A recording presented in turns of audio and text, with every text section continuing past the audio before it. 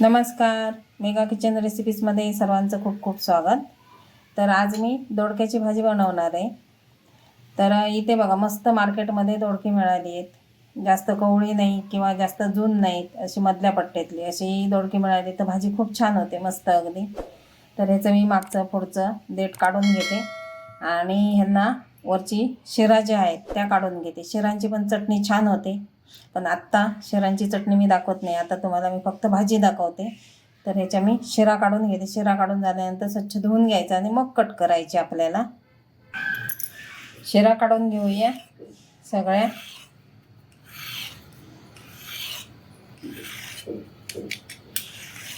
शिरा नाही काढल्या तर काय होतं, भाजी खाताना कचकच लागते, म्हणून या शिरा काढायच्या असतात. अशा शिरा काढून घ्यायच्या आपल्याला. अशा सगळ्या शिरा काढून झाल्यात. आता दोडकी ती धुवून घ्यायची आणि कट करायचे. आता ही धुवून झाली. आता धुवून झाल्यानंतर आपल्याला कट करायची आहेत. याच्या जास्त मोठ्या फोडी नसतात, छोट्या नसतात, मीडियममध्ये असतं. म्हणजे प्रत्येकाची पद्धत वेगवेगळी आहे, पण आम्ही कोकणात आमच्याकडे असंच केलं जातं. माझी आई असंच बनवायची, तसंच मी बनवते. आणि ही दोन पद्धतीने करतात. एकतर याच्यामध्ये वाटाणे हरभरे भिजत टाकून मसाल्याची, नाहीतर मग मिरची टाकून खोबरं ओलं टाकून अशी बनवतात. तर मी ही ओलं खोबरं आणि मिरची टाकूनच बनवणार आहे, कारण आमच्या घरात दोन्ही पद्धतीच्या आवडतात. काही जणांना ओलं खोबरं मिरची टाकून आवडते, तर काही जणांना मसाल्याची आवडते. तशी आता ही मी सगळी कट करून घेणार आणि पटकन होते, जास्त काही ह्याला लागत नाही.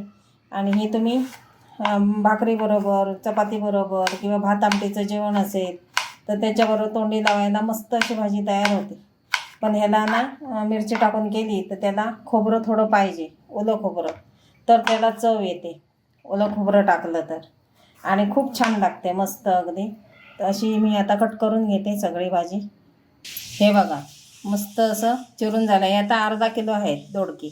तुम्हाला जर हरभरा वाटाणा टाकून मसाल्याची करायची असेल तर एवढ्याची गरज नाही लागत, पाव किलोमध्ये पण होतं, कारण थोडंसं ग्रेव्ही टाईप होतं ते. आणि ही सुकी करायची, त्यामुळे ही एवढी लागते. 4 जणांना खायची असेल तर अर्धा किलो भाजी लागते. तर आता पुढचं बघूया आपण. हे बघू शकता तुम्ही, 4-5 हिरव्या मिरच्या मोठ्या मोठ्या कट केल्या आहेत. फक्त मिरचीचा तिखटपणा भाजीमध्ये उतरला पाहिजे. मिरची मग बाहेर काढून टाकता येते, लहान मुलांनाही मग त्रास होत नाही. आणि एक मोठा कांदा घेतला आहे बारीक चिरून. आणि बाकी ह्याला काहीच लागत नाही, लसूण काय अजून काही असं नाही. आणि पटकन होणारी भाजी आहे. आणि तुम्ही जर कोकणाकडे गेलात तर कोकणचे जे हे आहेत, म्हणजे खाद्यसंस्कृती, त्याच्यात जास्त मसाले, जास्त तेल असं काही नसतं. कमी मध्यम प्रमाणात सगळं असतं. चटपटीत असतं, पण कमी ह्याच्यामध्ये असतं. तर तशाच्या भाज्या आहेत. तर ती आता आपण भाजी करूया. आता ह्याच्यामध्ये थोडंसं मीठ टाकते मी. आणि हे मीठ टाकल्यानंतर काय करायचं आपल्याला, थोडंसं हाताने असं थोडंसं करून घ्यायचं. हे कशासाठी, तर ह्या ज्या शिरा आपण काढल्या आहेत त्या कडक असतात, तर त्या थोड्याशा मऊ होतात. आणि त्यामुळे भाजी आपली आई वेगळी वेगळी होत नाही, अशी मिळून येते एकसाथ. थोडं थोडं असं सगळ्या ज्या आपले कट केलेल्या फोडी आहेत त्या थोड्याशा अशा करून घ्यायच्या, जास्त नाही करायच्या आहेत. आता आमच्याकडची पद्धत अशी आहे, तुमच्याकडची कशी आहे त्यानुसार तुम्ही करू शकता. पण बनवताना रेसिपी अशी बनवा आणि खाऊन बघा अशी भाजी, तुम्हाला नक्की आवडेल. आता इथे एक मोठा चमचा तेल टाकलं आहे. तेल चांगलं तापलं का आपल्याला मिरची टाकायची त्याच्यामध्ये, नंतर कांदा टाकायचा आहे. मिरची टाकली, थोडीशी मिरची परतून घ्यायची, जास्त काही परतायचं नाही, लगेच कांदा टाकायचा.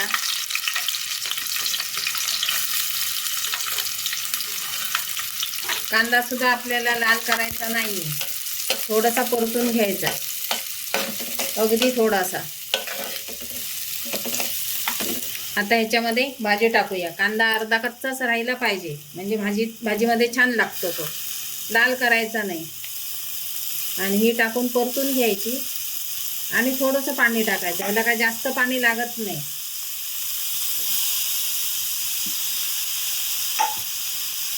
मिक्स करून घ्यायची आणि थोडंसं पाणी टाकायचं. अर्धा ग्लास पाणी घेतलं आहे मी आणि मीडियम गॅसवर झाकण ठेवून शिजवून घ्यायची.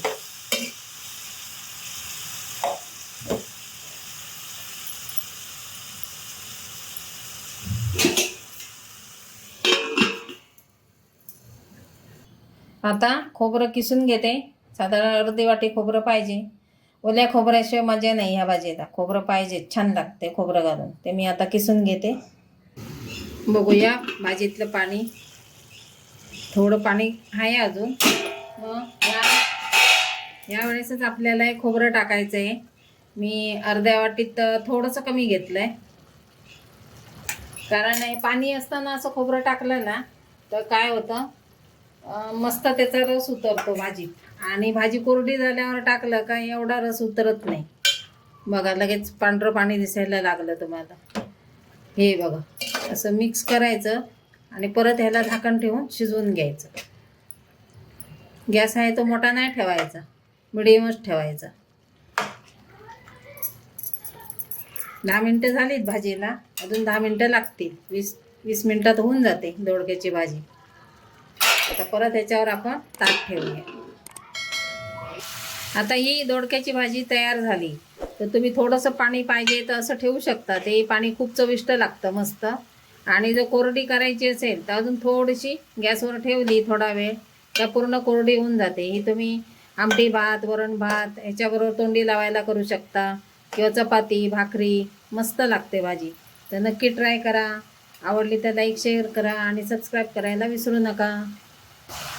आपली भाजी तयार झाली, नक्की ट्राय करा.